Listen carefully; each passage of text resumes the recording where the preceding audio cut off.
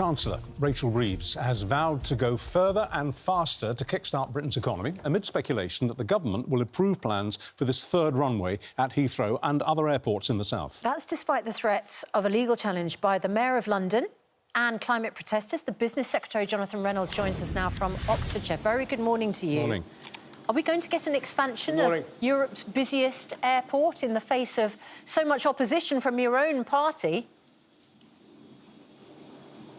Well, good morning. Look, I can't preempt what the Chancellor may or may not say, but it's fair to say you will hear today an unequivocal commitment from the government to show the determination to get this country moving for a stronger economy for everybody, and a part of that is confronting big decisions, infrastructure decisions that we know the country needs, and they haven't been delivered in the past. And it's a whole range of sectors that applies to. But we recognise, look, everyone says they want a stronger economy, but have they got the resolve, have they got the willingness to really make the decisions that are necessary for that to happen? This government, with its plan for change, does have that resolve, does have that determination. OK.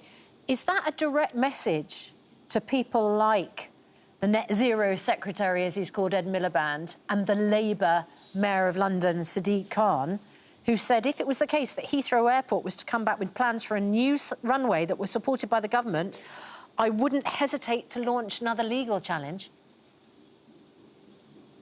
Look, I respect there are different views on this, but what the Chancellor will put forward today in a whole range of areas is an argument that we have got to fight for a more prosperous UK. We've got to make decisions, deliver things, show people government can deliver for them in a way that, frankly, it hasn't. And look, I don't believe there is a tension between ambition on the environment, on climate, and on the economy. If you look at how much investment the UK has generated in, for instance, renewable energy investments, it's 3 times any comparable European country. So the two things, for me, go hand in hand. But I do think we've got to confront the fact that, for instance, in this part of the world where I am today, biggest thing holding this place back, lack of water infrastructure. We haven't built a reservoir in this country since 1992. Previous government couldn't build a railway between London and Manchester. We've got to recognise that this is not good enough. And it's not about omitting local voices or not listening to people. It's about having a proper process that delivers on the will of the government that people have elected, and they elected us to deliver change. And that is what we're going to deliver. It's goodbye green, though, isn't it? Let's be honest, let's say it. And, I mean, should Ed Miliband be packing his bags and looking for another job? Because it really does sound, from everything that you've said and everything which front benchers have said in the last 2 or 3 weeks, that we are going down the Trumpian road, that we are saying growth trumps everything. And for now, green concerns have to take a back seat. No, I wouldn't put it like that, Richard, because, look, growth is the #1 priority of this government, but growth for the UK, with our potential, particularly in energy, is around being ambitious about that transition. Where I do think we have to respond to what we've seen in the US is the dynamism, the sense of activity that the new president has brought. We've got to recognise money can go anywhere in the world, investments can go anywhere in the world. We've had a good job since the election of attracting a significant chunk of that investment to the UK. I mean, £63 billion in our investment summit alone. But we can't be complacent. We can't accept, if we're being honest, the performance of the last 15 years. If we want living standards to be better, public services to be better, we've got to make a change. We've got to resolve some of these difficult problems. You will hear from the Chancellor today that unequivocal determination to do that and show people government can make a difference. Well, let me go to the other end of the argument then. Are you going far enough? We hear predictions today that the population of the UK by 2032 is going to hit 72.5 million. So, yes, you're building thousands more houses. You'll be announcing that later today. But it's nowhere near enough, is it, for the size of the population? Oh, look, I always want to go faster on everything. I can say that wages are rising in the UK, inflation's coming down, business investment is up. We've had our growth forecast for the UK revised up for this year. We're going to be the biggest economy in Europe, the fastest growing big economy in Europe.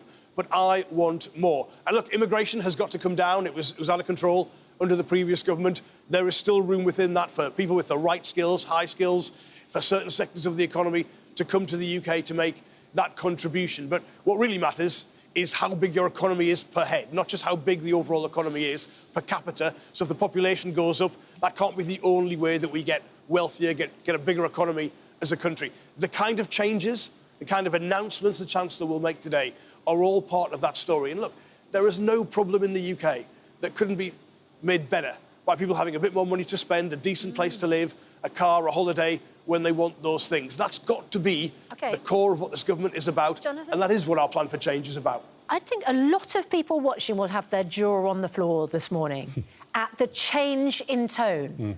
Because I remember just a few months ago, we had a Prime Minister and Chancellor coming in saying, it's dreadful, it's going to get worse, it's so gloomy. They put up taxes, you put up taxes on employers, and as a result, there is no growth. Now, all of a sudden, you've had this massive conversion. I mean, the Prime Minister got rid of a portrait of Margaret Thatcher at number 10. Now he's writing about her in the Times. He said in the 80s, the Thatcher government deregulated. This is our equivalent. Regulation stopped Britain building its future. It's all change. I mean, it's unthinkable that a Labour Prime Minister would invoke the spirit of Margaret Thatcher. Have you all come round to her way of thinking?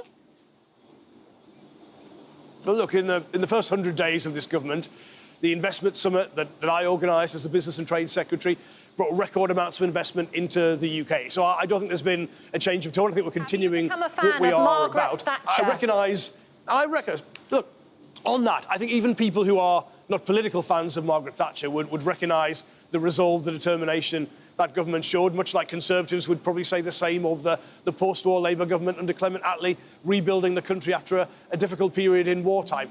What we need today is resolve and determination, and the Prime Minister is absolutely right to say that. But look, let me also just say really candidly, very quickly, the Chancellor please. will also say today that we recognise we've had to make difficult decisions. That's what we inherited. That doesn't mean we have a different approach. It means we've got to go further and faster on this agenda. It makes it even more important, and that is what we're about. Jonathan Reynolds, thank you. And for people just tuning into this interview a little bit late, just let me confirm, yes, we have been talking to a Labour frontbencher.